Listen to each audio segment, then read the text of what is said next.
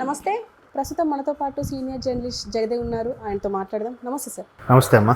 Sir, మాజీ ముఖ్యమంత్రి అని చెప్పుకోవచ్చు ఇప్పుడు. ఎందుకంటే వైఎస్ జగన్ ఒక ట్వీట్ చేశారు, దాడులు బాగా జరుగుతున్నాయి, దాన్ని ఆపాలి అని చెప్పేసి. అయితే ఏమంటారు సార్ ఈ దాడుల గురించి? అంతకుముందు ఆయన హయాంలో కూడా దాడులు జరిగాయి, ఇప్పుడు జరుగుతున్నాయి. అసలు ఎలా చూడొచ్చు అంటారు దీన్నంతా? ఎలా చూడొచ్చు అంటే, ఒక రకమైన కక్ష సాధింపు చర్యలకి తెరలేపారు. అది ఎవరైనా కానీ, అంటే ఎక్కువగా కక్ష సాధింపులు వీళ్ళున్నప్పుడు వాళ్ళ మీద వీళ్ళు అంటే కొంచెం చాటుమాటుగా చేసి మా ప్రభుత్వం కదా తప్పించుకుందాంలే అనే దాఖలాలు ఉండేవి. ఇప్పుడు 2019కి ముందు. 2019 తర్వాత ఏమైపోయిందంటే ఓపెన్ అయిపోయింది. మా ప్రభుత్వం, మేము ఇలాగే చేస్తాం, మేము ఇలాగే ఉంటాం, బరాబరు చేస్తాం, ఇప్పుడు తెలంగాణ స్టైల్లో అట్లా తయారైపోయిందమ్మా. అంతే కదా. ఇప్పుడు 19కి ముందు ఇట్లాంటి బూతులు తిట్ల పురాణం ఉండేదా? గాడిదికి వచ్చినట్టు 50 ఏళ్ళు వచ్చాయి, ఆడ సన్నాసి, ఆడ ముసులు డొక్కునా కొడుకు, ఆడ 420, ఇవన్నీ ఎక్కడైనా వచ్చాయా? 2019 ముందు లేవుగా. ఏ రాష్ట్ర చరిత్ర తీసుకున్నా. మరి అప్పుడు ఎవరేం చేశారు?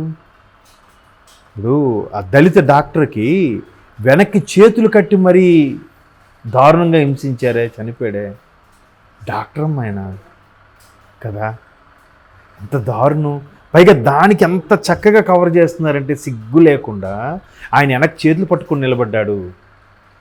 ఆ ఈవీఎం బదలగొడితే పాము దూరింది, అందుకే ప్రజలను కాపాడడానికి వెళ్ళానని చెప్తున్నారు. అంటే ఎలా ఉందంటే, గతంలో కూడా చిన్న జోక్ చెప్పారు ఎవరో, ఇలాగే వెళ్ళే మా నాయకుని కలవడానికి వెళ్ళాను, వాడిని తీసిపెట్టి వాడు కొట్టాడు అని అంటే, వాడు వచ్చి ఏడ్చుకుంటూ చెప్తే ఆ నాయకుడు ఇమేజ్ పోతుందేమోని, లేదురా మా సార్ ఒకసారి నన్ను ఓదార్చరేలుగా అని చెప్పాడు, రివర్స్లో దాన్ని దిగమింగుకుంటూ. అట్లా ఉంది ఇప్పుడు. ఇది క్లియర్ కట్గా అందులో ఇలా ఓదార్చడానికి మన కొట్టడానికి తేడా లేదా? సౌండ్ వచ్చేది కొట్టడం, ఓదార్చింది ఇది. అట్లా అంత క్లియర్గా కనబడుతున్నా. ఇప్పుడు ఎట్లా ఇది ముందు వాళ్ళే ఎందుకు తెరలేపారు అని అంటున్నానంటే, ఇప్పుడు పవన్ కళ్యాణ్ గారు చెప్పు చూపిస్తే ఒక్కొక్కడికి పడుతుంది ఉంటుందని. ఆయన ఎప్పుడు చూపించాడు? ఎన్ని రోజుల తర్వాత చెప్పు చూపించాడు? ఆయన్ని ఎన్ని ట్రోల్స్ చేశారమ్మా. ఒక ట్రోల్ అయితేమ్మా నంబరు, ఒక కార్టూను ఎంత భయంకరంగా ఉందంటే, చంద్రబాబు వెనక ఆయన కడుగుతున్నట్టుగా పెట్టి చేశారు పవన్ కళ్యాణ్. అంటే నేను చెప్పడానికే వల్గారిటీగా ఫీల్ అవుతున్నాను నేను. అది కూడా చేశారు వాళ్ళు నవ్వుతూ. మళ్ళీ ఆ పర్టికులర్ ఛానల్లో ఆయన కొట్టండి చప్పట్లు, వేయండి వేలలు, బాజాలు రెడీ చేయండి, టపాసులు పేల్చండి రెడీగా అన్నారు. ఏమైంది అంటే మరీ దారుణంగా చూపిస్తారా? నిన్న మీరు కౌంటింగ్ రోజు కూడా ఆ పర్టికులర్ ఛానల్ చూస్తే 8 గంటల కౌంటింగ్ స్టార్ట్ అయింది కదా. కొన్ని ఏరియాల్లో పోస్టులు 8కి స్టార్ట్ అయ్యి 8:30 నుంచి కౌంటింగ్ స్టార్ట్ అయింది కదా. ఈవీఎంలు అవ్వడం వల్ల చకచకా రిజల్ట్ వచ్చేస్తుంది కదా. 9 గంటలకి ఆ పర్టికులర్ ఛానల్ చూస్తే వైసీపీకి 7 లీడింగ్లో ఉంది, టీడీపీ 1 లీడింగ్లో ఉంది. 9కి అన్ని ఛానల్స్లో టీడీపీ అప్పటికే కూటమి 23 లీడింగ్లో ఉంది, ఇది 1-2లో ఉంది. ఇది అక్కడ కూడా అబద్ధమే, బ్లేమే. అది ఎట్లా అలాగా? అంటే రేపు పొద్దున మన ఛానల్ ఒకటి చూడరు ఫీలింగ్ ఉండదా? అంటే మనకి ఈరోజు గడిచిపోతే చాలు, జనాలు మర్చిపోతారులే అని ఫీలింగా. ఎట్లా మరి అంత? ఇప్పుడు వాళ్ళైనా ఎవరెవరైతే వాళ్ళు యాజమాన్యం చెప్పిన దాన్ని ఫాలో అవుతున్నారో దానికి, సార్ మరీ ఎంత పచ్చి అబద్ధాన్ని కూడా ఇలా మాట్లాడితే బాగుంది సార్, మన రెప్యుటేషన్ పోతుంది సార్, రేపు పొద్దున బయటికి వెళ్తే నా మీద పేడ జల్లుతారు సార్ అనైనా చెప్పాలి కదా. అట్లా కాకుండా వాళ్ళు చెప్పిన దానికి మరికొద్దిగా మసాలా యాడ్ చేసి చప్పట్లని కొట్టండి, వెయ్యండి వేలలు, కాల్చండి టపాసులు, మాతో మోగిపోతుంది అని ఎట్లా చెప్తారమ్మా? కొంతవరకే. ఇప్పుడు ఎంతోమంది ఉన్నారు అందులో కూడా, యాజమాన్యం చెప్పిన దాని ప్రకారం చేసేవాళ్ళు ఉన్నారు. మరి ఈ పర్టికులర్ పర్సన్స్కి ఎందుకు అంత పేరు వచ్చింది? అంటే వీళ్ళు కొంచెం మసాలా యాడ్ చేయడమో, పావలాకి 5 రూపాయలు చేయడమో చేశారు కదా. పావలా ఇస్తారంటే 5 రూపాయలు యాక్షన్ చేశారంట. అలా చేసినట్టే కదా వీళ్ళకే పేరు వచ్చింది. అంటే వీళ్ళు కూడా కొంతమంది ఎలా ఉంటుందంటే, గుడ్ ఆర్ బ్యాడ్ వెళ్ళిపోవాలి, మనం జనాలకు వెళ్ళిపోవాలరా, మనకు నేమ్ వచ్చేయాలరా అనే ఫీలింగ్లో ఉంటారు చాలామంది ఒక మోసలో. కాబట్టి అలాగ అన్నీ జరిగాయి. ప్రజా వేదిక కూల్చేశారు, దళితుడు డ్రైవర్ని చంపేశారు, దళిత డాక్టర్ని చంపేశాడు, 9th క్లాస్ కుర్రోడు కూడా పెద్దవాళ్ళు రాజకీయాలు మాట్లాడుకుని అవి ఇన్ఫ్లుయెన్స్ ఎదురుగా ఉన్న పిల్లల మీద పడుతుంది కాబట్టి ఆ పడి వాళ్ళు పిల్లలు కొట్టుకున్న పిల్లల్ని చంపేశారు. ఎన్నో ఇవన్నీ కాదమ్మా. బాబాయ్ని పోని బాబాయ్ కూడా కాదు, మాజీ మంత్రి, స్వయాన మాజీ ముఖ్యమంత్రి రాజశేఖర రెడ్డి గారికి తమ్ముడు కదా, మరి ఆయన చంపేశారా? ఈరోజు కూడా క్లారిటీ వచ్చిందా?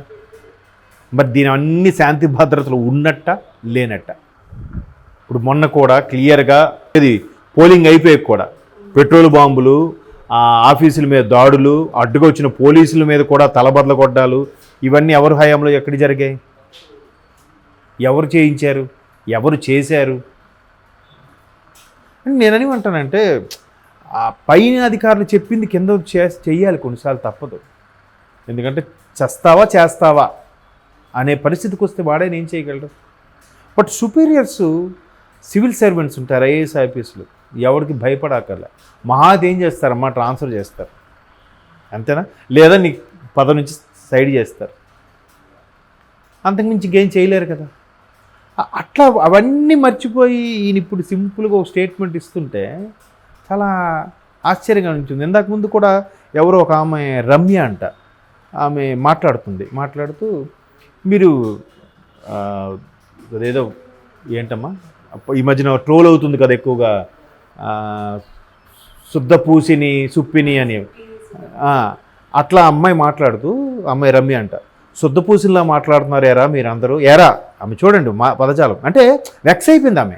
ఇప్పుడు ఆమె ఒక అమ్మాయి బహిర్గతంగా గతంలో ఉన్న పదవిలో ఉన్న చాలా సీనియర్లను పట్టుకొని ఏరా మీరు ఏం చేస్తున్నారా అని మాట్లాడుతుందంటే ఆ కల్చర్ ఎవరు అలవాటు చేశారమ్మా? అమ్మ ఎందుకు అలా ఇంకా మిమ్మల్ని వదలం, ప్రభుత్వం వదిలిన, మా నాయకులు వదిలిన, మా బాబు గారు, పవన్ కళ్యాణ్ గారు, లోకేష్ గారు వదిలిన మేము వదలము అని అంత కసికి వెళ్ళిపోయారమ్మా వాళ్ళు. అర్థమవుతుందా? అంటే ఆ కసి ఇది అలవాటైపోవడం, ఒక రకమైన చెడు ధోరణి ఇంజెక్ట్ చేస్తారు. ఎందుకంటే ఎంతసేపు పాకిస్తాన్లో వచ్చి అటాక్ చేస్తుంటే మనం చెయ్యొద్దా? ఎంతసేపు వాళ్ళు జిహాద్ అనుకుని వచ్చి పడిపోతుంటే మనం కనీసం మన ఆత్మరక్షణ కోసమే వాళ్ళు అటాక్ చేయొద్దా? ఇంకా మనం శాంతం, సహనం, అహింస అంటే ఎక్కడవుద్దాము? మనమే మిగులుతారా ఇంకా మన వాళ్ళు భారతీయులు? అలాగా మరి వాళ్ళు అలవాటు చేశారు కాబట్టి వీళ్ళు ఇప్పుడు తగ్గట్లేదు, జీర్ణించుకోలేకపోతున్నారు. ఎంతగా ట్రోల్ చేశారు. మేము ఇప్పుడు ఎంత సుప్నాథుల్లా మాట్లాడుతున్నారంటారా, మీరు అప్పుడు ఏం చేశారు, మీరు మాకు గుర్తులేదా అని చెప్పి ఆ అమ్మాయి ఎవరో ప్రశ్నిస్తుంది సోషల్ మీడియా వేదికగా. కరెక్టే కదా అనిపించింది ఒక విధంగా. అరే ఏంటి అమ్మాయి ఎంత దారుణంగా మాట్లాడుతుంది అని కొంచెం చాలాసేపు ఫీల్ అయినాను. మరీ అంత ఎక్స్ట్రీమ్ మాట్లాడకూడదు కదా అని. కానీ ఎంతకని మాట్లాడకపోతే చేతకాణంలో చూస్తున్నారు. ఏ వెర్షన్ కరెక్ట్ అంటే ఏం చెప్తాం? ఆ అమ్మాయి వెర్షన్ కరెక్టా? కాదు. కానీ ఇంకో యాంగిల్లో చూస్తే కరెక్టేనేమో. ఎవరు కనీసం నోరెత్తడానికి ఛాన్స్ ఉందమ్మా. టీచర్స్ యూనియన్లో కూడా వాళ్ళు అడిగారని చెప్పి వాళ్ళకి అరెస్టులు కూడా చేయించారు. చాలా జరిగి ఇవన్నీతో చూసి అప్పుడు శాంతి భద్రతలు ఉన్నాయనుకున్నాడో, ఆయన లేవనుకున్నాడో, మేబీ తెలియదేమో ఆయనకి. ఎందుకంటే ఆయన తాడేపల్లి ప్యాలెస్ నుంచి బయటకు వచ్చిన సందర్భాలే చాలా తక్కువ కదా. ఉన్నంతసేపు కూడా జనరేటర్లు అవి మెయింటైన్ చేసి ఉంటారు. బయటకు వచ్చాక అంతా అదే బాగుంది, సుభిక్షంగా ఉందా అనుకున్నాడేమో. నిన్న కూడా ఆయన ఏమంటున్నాడు, ఇంతమంది ఇన్ని చేశారు, వీళ్ళందరూ నాకు తీసుకొని అన్యాయం చేశారు అన్నట్టుగానే మాట్లాడారు. అలాగే అనిపించింది నాకు. అంటే ఎవరో ట్రోల్స్ కూడా చేశారు, ఎంతవరకు ప్రజలను మోసం చేసిన నాయకులు ఉన్నారు కానీ నాయకులను మోసం చేసిన ప్రజలు లేరు సార్ అని. కానీ ఇక్కడ రివర్స్లో వేసుకుంటారు, ప్రజలు మోసం చేశారట ఆయన. మరి ఇంకా ఎన్ని రోజుకి ఎన్ని ట్వీట్లు పెడతారో చూద్దాం. ఇప్పుడు తెలిసి వస్తుంది ఆ పెయిన్.